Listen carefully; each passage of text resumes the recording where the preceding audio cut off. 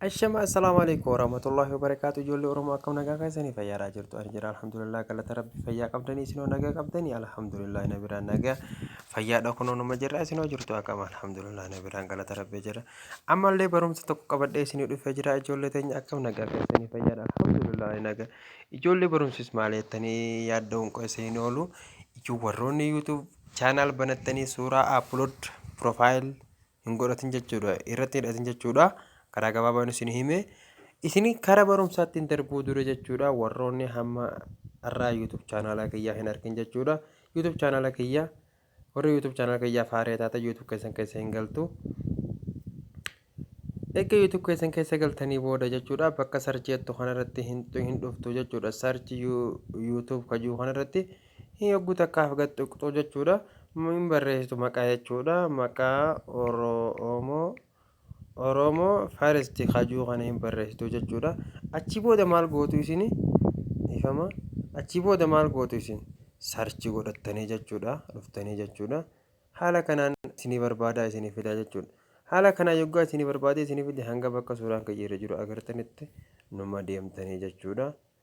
Numa deemtanii ifama numa yaatanii jechuudha. Oromoo Faarestiin akkuma beekamu qiyaasan qabu dachii rabbiiti waan ta'eef kun haala kanaan isinii fidee dhufaa jechuudha. Haala kanaan suuraa kiyyaa irra jira. Haala kanaan isinii fidee dhufaa jechuudha. Haya irratti gadi cuqaastanii jechuudha yeroo takkaaf. Ishii amma erga kana gootanii booda iddoo subscribe jettu kana jechuudha maqaa kiyyala subscribe jira isin bira diimatee ta'a waan ta'eef amma isin dhuftanii subscribe gootu jechuudha. Erga subscribe gootanii mallattoo asitti isinii ba'a mallattoo akka alarmii isinii ba'a mallattoo alarmii san gattu.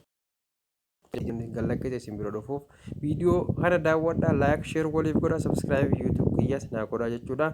Asumaan gara barumsaatti isin dabarsaa jechuudha ijoollee teenya. Barumsis maal jettanii yaaddoon keessanii oolu erga isinitti himallee garuu kunoo haala kanaan jechuudha. Eessaan profile upload profile irra godhannas YouTube keenya irra warreen jettan channel YouTube keenya irra jechuudha. Eessa dhuftan Google Chrome keessa hin dhuftanii jechuudha. Google Chrome keessa eega seentanii booda Google Chrome keessa seentan Chrome keessa browserii keessa jechuudha. Irra gadi hin tuqtan jechuudha yeroo takkaaf. Amma kun akkanatti jira yoo websaayitii biraa keessa jiraatillee irraa deebitan jechuudha. Maal gootanii www.com YouTube www.com YouTube.com jettanii itti barreessitu jechuudha. Duraan kan jiraatillee irra gadi cuqaasatu jechuudha qubasti barreessanii. Haala kanaan erga isinii dhufee booda jechuudha eessa dhuftanii goo bakka itti kana hin tuqxanii jechuudha.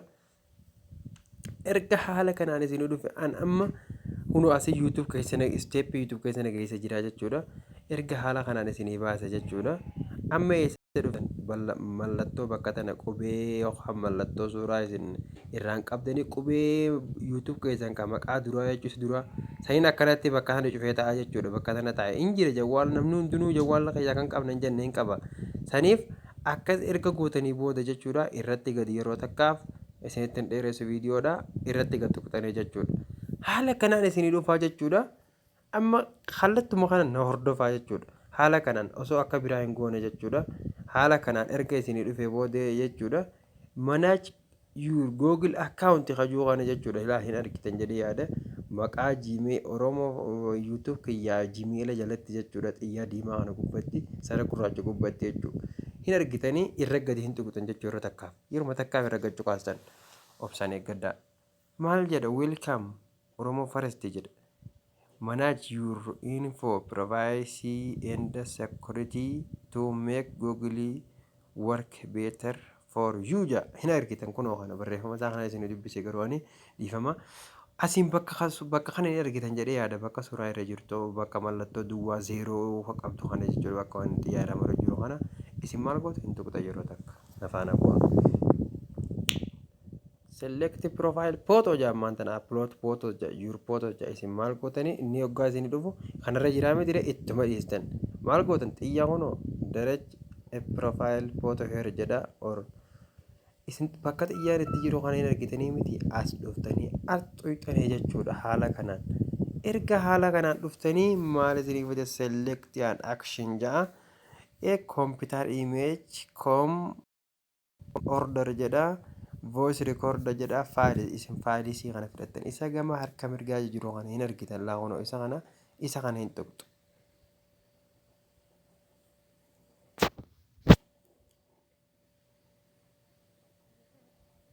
Erga isa kana tuqxanii jechuudha takka as jechuudha suuraa fakkeenyaaf irraa buuftan wama fedheeyyuu haa ta'u suuraa wama fedhe haa ta'u takka tan iskireenii kaaftanii jechuudha.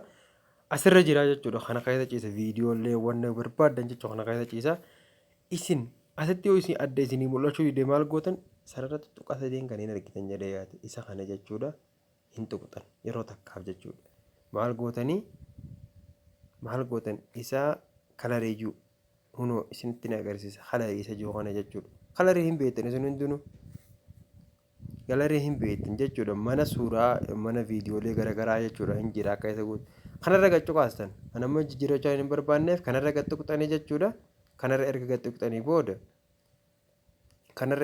tuqxanii booda jechuudha erga gad tuqxanii booda tuqaa isinillee agarsiisu erga haala kanaan erga gad tuqxanii booda isinii fide jechuudha haala kanaan amma suuraa barbaaddan irra olooftanii suuraa barbaaddan jechuudha suuraa barbaaddan irra kaachuu dandeessu jechuudha suuraa feetan tan feetan san qalbiin keessan isin feete irra kaachuu dandeessu jechuudha maaliif suuraa feetan irra kaattan jechuudha amma qayyarachuu hin barbaanneef daqiiqaa takka malama dura qayyare duraan suuraa kiyya biraa irra jira hin argitanii garuu qayyaramuu isaati akkas jechuudha akkaataa itti qayyaratanillee isinittiin agarsiisa viidiyoo biraa keessatti illee jechuudha asumaan kalaas barumsa keenya har'aa kanarratti raawwata viidiyoo biraatiin hanga walitti deebinutti nagaan jedhaadha viidiyoo keenya laayik sheer godha bakka adda addaatti faffacaasaa sabiskiraayib nuuf godha jecha asumaan maal jettanii yoggaa kana bakka sanii erga baatanii booda jechuudha select as profile kajuu kana jechuudha erga suuraa irratti suuraa